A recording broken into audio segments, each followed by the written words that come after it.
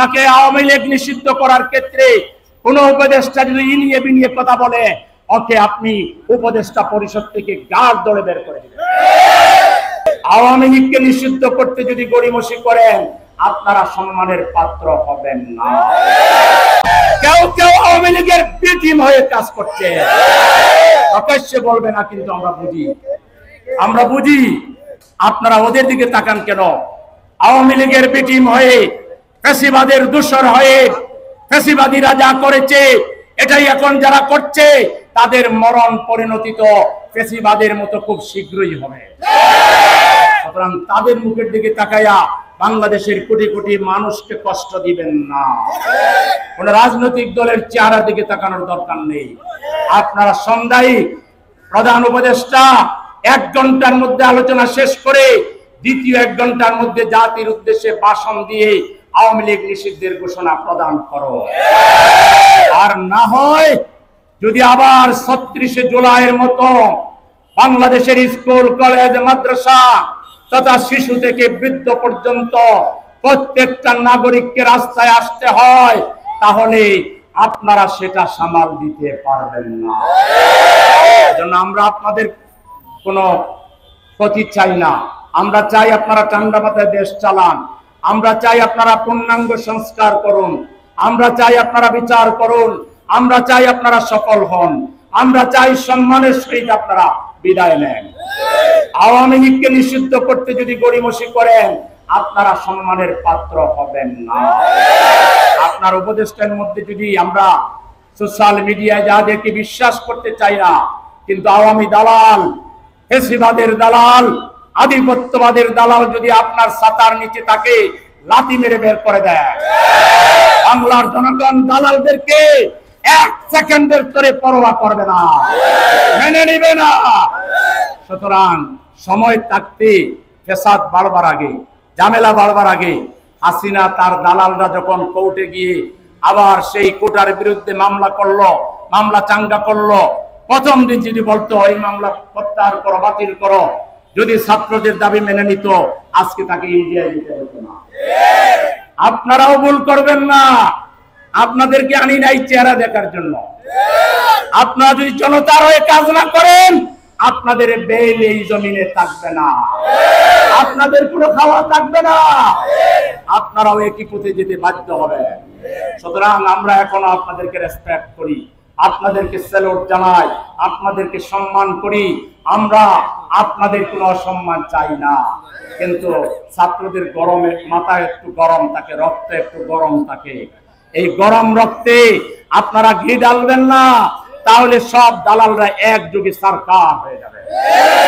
সংগ্রামী ভাইরা আমার, দুঃখ হয় বাংলাদেশের কিছু মানুষের জন্য, কিছু নেতা নেত্রীর জন্য, কিছু রাজনৈতিক দলের কার্যক্রমের জন্য আওয়ামী লীগকে নিষিদ্ধ করতে যারা হেসিটেট ফিল করে, কোন নেতার মোরাল ভাঙ্গা হয়ে গেছে, এই দুঃখে যারা বেতাতুর হয়, কান্নাকাটি করে।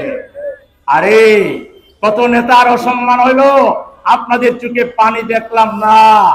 মায়ের চেয়ে মাসির দরদ বেশি দেখা। আপনাদের অতীত সব মানুষ জানে, আপনারা কি কে কি সব জানে। সুতরাং ফ্যাসিবাদকে তুষণ করবেন না, লালন করবেন না। চাঁদাবাজি ছাড়তে না পারেন, টেন্ডারবাজি ছাড়তে না পারেন, সময় নেন, তওবা করেন, ধীরে ধীরে ঠিক হন, কিন্তু ফ্যাসিবাদকে আহ্বান জানাবেন না। তাহলে ফ্যাসিবাদ যে পথে গেছে, একই পথে হাসর আপনাদেরও হবে, পরিণতি একই পথে হবে।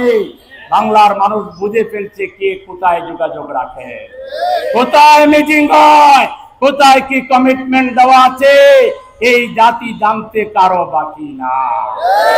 পুরাই পেছাই কথা বলা বাদ দেন, আসেন ছাত্ররা শাহবাগে নেমেছে। বসুন্ধরা ডায়াপেন্ট এখন আরো উন্নত। এই হট এয়ার থ্রো টপশিট দ্রুত শোষণ করে সোনামণিকে দেয় কোমল অনুভূতি। তাদেরকে সমর্থন দেন, তাদের পক্ষে থাকেন, সরকারের উপরে প্রেসার ক্রিয়েট করেন। সবাই মিলে কথা বললে ইউনূস সাহেব যাবে কোথায়?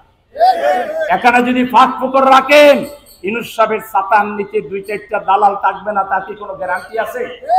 আপনাকে না ভয় দেখাবে, স্যার সবাই তো আসতেছে না, স্যার এটা সেটা, ওই শালাদেরকে লাথি মেরে বের করে দেন।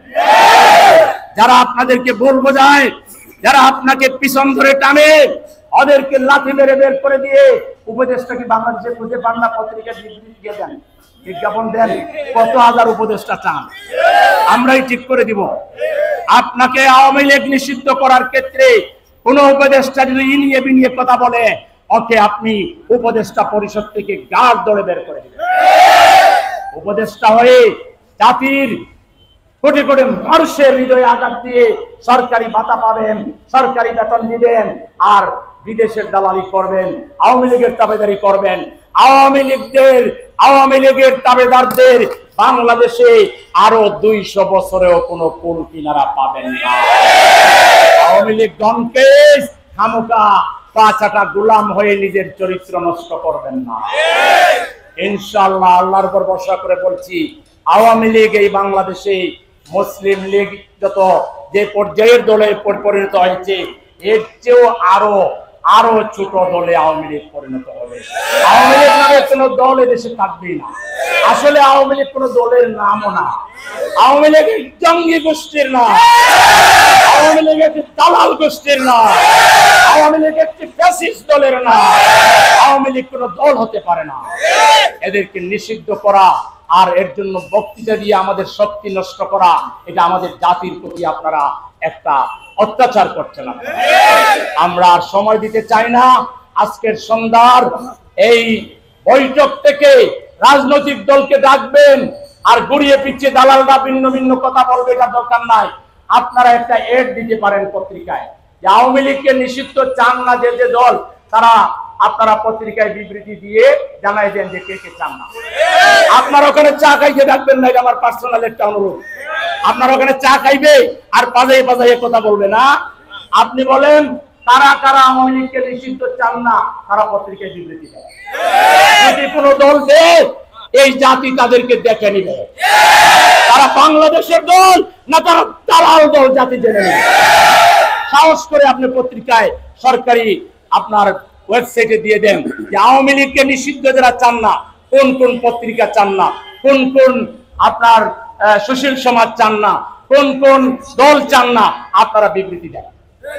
যদি কেউ না দেয় তাহলে বোঝা গেল সবাই চায়, ঠিক না?